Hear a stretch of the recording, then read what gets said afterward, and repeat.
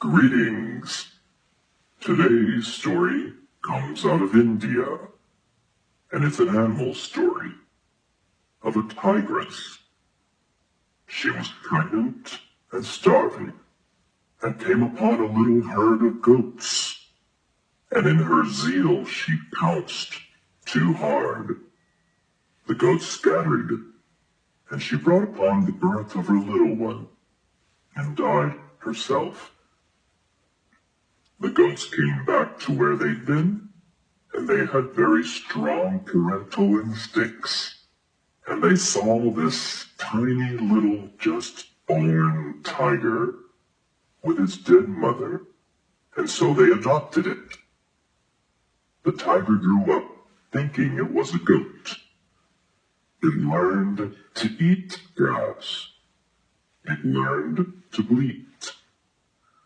It couldn't see itself in a mirror, so it didn't know it wasn't a goat.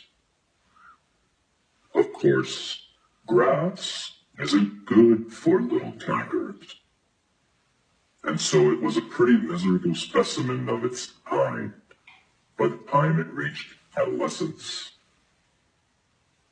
And it was at that time that a great big male tiger pounced at the same little herd, and the goats scattered. But this thing, after all, was a tiger, and it was standing there. And the big fellow looked at him. "What? You're living here with goats?" "Meh," says the little tiger, and he nibbles a bit of grass. The big tiger was mortified. What a shock to find his species in this condition. And he gives him a buffet or two and only gets these silly bleats. Then in desperation, he picks him up by the scruff of the neck and takes him to a quiet pond.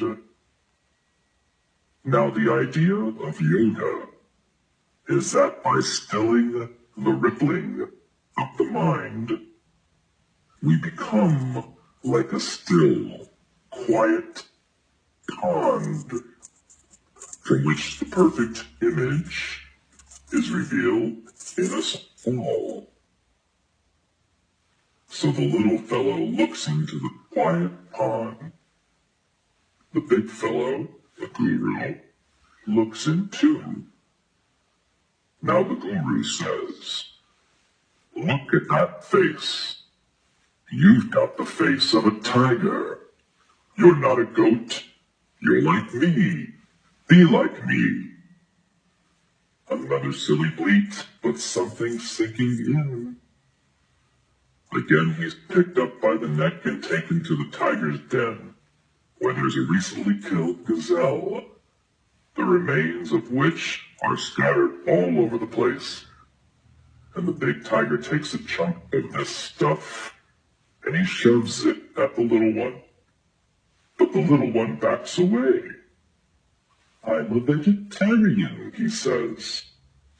"Come on now," says the big tiger, and he shoves this stuff down his throat, and the little one gags on it, as all do on true doctrine. But as he's gagging, it continues to get into his veins, and he begins to feel something buzzing along that he'd never felt before. The right food. And spontaneously, his own tiger nature gets a hold of him, and he gives, without even knowing it, a tiger stretch and a little tiger growl. So the big fellow says, "There we are now.